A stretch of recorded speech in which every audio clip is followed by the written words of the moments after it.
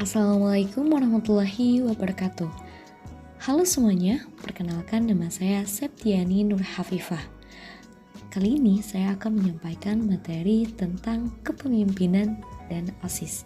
Selamat menyaksikan.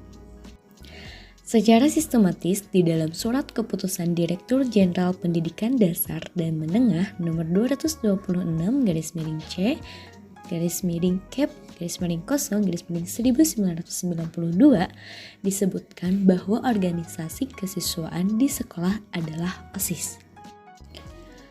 OSIS adalah organisasi siswa intrasekolah. Masing-masing kata mempunyai pengertian. Yang pertama adalah organisasi. Secara umum adalah kelompok kerjasama antara pribadi yang diadakan untuk mencapai tujuan bersama. Organisasi dalam hal ini dimaksudkan sebagai satuan atau kelompok kerjasama para siswa yang dibentuk dalam usaha mencapai tujuan bersama, yaitu mendukung terwujudnya pembinaan kesiswaan. Dan yang kedua adalah siswa. Siswa adalah peserta didik pada satuan pendidikan dasar dan menengah.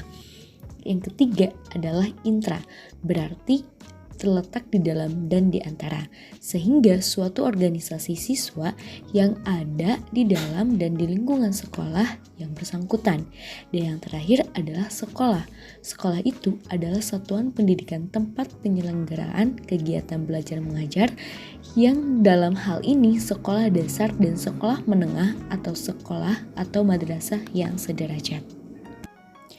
Salah satu ciri pokok suatu organisasi ialah memiliki berbagai macam fungsi. Demikian pula OSIS sebagai suatu organisasi memiliki pula beberapa fungsi dalam mencapai tujuan. Nah, sebagai salah satu jalur dari pembinaan kesiswaan, OSIS memiliki 3 fungsi, yaitu yang pertama, sebagai wadah aspirasi siswa. Organisasi siswa intrasekolah merupakan satu-satunya wadah kegiatan para siswa di sekolah bersama dengan jalur pembinaan yang lain untuk mendukung tercapainya pembinaan kesiswaan. Yang kedua adalah sebagai motivator. Motivator adalah perangsang yang menyebabkan lahirnya keinginan dan semangat para siswa untuk berbuat dan melakukan kegiatan bersama dalam mencapai tujuan. Dan yang ketiga itulah sebagai preventif. Nah, apabila fungsi yang bersifat intelek dalam arti secara internal, OSIS dapat menggerakkan sumber daya yang ada dan secara eksternal OSIS mampu beradaptasi dengan lingkungan, seperti menyelesaikan persoalan perilaku menyimpang siswa dan sebagainya. Dengan demikian, secara preventif, OSIS ikut mengamankan sekolah dari segala ancaman dari luar maupun dari dalam sekolah. Fungsi preventif OSIS akan terwujud apabila fungsi OSIS sebagai pendorong lebih dahulu harus dapat diwujudkan. Nah, setiap organisasi selalu memiliki tujuan yang ingin dicapai. Begitu pula dengan OSIS, ada beberapa tujuan yang ingin dicapai, antara lain yang pertama nih, meningkatkan generasi penerus yang beriman dan bertakwa. Yang kedua, memahami, menghargai lingkungan hidup dan nilai-nilai moral dalam mengambil keputusan yang tepat. Yang ketiga, membangun landasan kepribadian yang kuat dan menghargai hak asasi manusia dalam konteks kemajuan budaya bangsa. Dan yang keempat, mengembangkan wawasan kebangsaan dan rasa cinta tanah air dalam era globalisasi. Dan yang kelima, memperdalam sikap sportif, jujur, disiplin, bertanggung jawab, dan kerjasama secara mandiri, berpikir logis dan demokratis. Dan yang keenam, meningkatkan pengetahuan dan keterampilan serta menghargai karya artistik, budaya, dan intelektual. Dan yang ketujuh, meningkatkan kesehatan jasmani dan rohani, memantapkan kehidupan bermasyarakat, berbangsa, dan bernegara. Nah, sekarang kita lanjut ke dalam arti lambang OSIS. Yang pertama itu ada bunga bintang sudut 5 dan 5 kelopak daun bunga. Maksudnya yaitu generasi muda adalah bunga harapan bangsa dengan bentuk bintang sudut 5 yang menunjukkan kemurnian jiwa siswa yang berintikan Pancasila. Nah, para siswa ini berdaya upaya melalui 5 jalan dengan kesungguhan hati agar menjadi warga negara yang baik dan berguna. kelima jalan tersebut dilukiskan dalam bentuk 5 kelopak daun bunga, yaitu abdi, adab, ajar, aktif. Dan yang kedua adalah buku terbuka. Artinya belajar keras menuntut ilmu pengetahuan dan teknologi merupakan sumbangsi siswa terhadap pembangunan bangsa dan negara. Dan yang ketiga, kunci pas. Nah, kemauan bekerja keras akan menumbuhkan rasa percaya pada kemampuan diri dan bebas dari ketergantungan pada belas kasihan orang lain. Itu menyebabkan siswa berani mandiri. Nah, kalau kunci pas adalah alat kerja yang dapat membuka semua permasalahan dan kunci pemecahan dari segala kesulitan. Yang keempat, tangan terbuka. Kesediaan menolong orang lain yang lemah sesama siswa dan bermasyarakat yang memerlukan bantuan dan pertolongan yang menunjukkan adanya sikap mental siswa yang baik dan bertanggung jawab. Nah, yang kelima yaitu ada biduk. Biduk atau perahu yang melaju di lautan hidup menuju masa depan yang lebih baik, yaitu tujuan nasional yang dicita-citakan. Yang keenam adalah pelangi merah putih. Tujuan nasional yang dicita-citakan adalah masyarakat adil dan makmur berdasarkan Pancasila, yaitu negara kesatuan Republik Indonesia yang sejahtera baik material maupun spiritual. Nah, yang ketujuh itu adalah 17 butir padi, 8 lipatan pita, 4 buah kapas, dan 5 daun kapas. Pada tanggal 17 Agustus 1945 adalah peristiwa penegakan jembatan emas kemerdekaan Indonesia mengandung nilai-nilai perjuangan 45 yang harus dihayati para siswa sebagai kader penerus perjuangan bangsa dan pembangunan nasional. Nah, kemerdekaan yang telah ditebus dengan mahal perlu diisi dengan partisipasi penuh para siswa. Yang kedelapan ada warna kuning. Nah, sebagai dasar lambang yaitu warna kehormatan atau yang agung.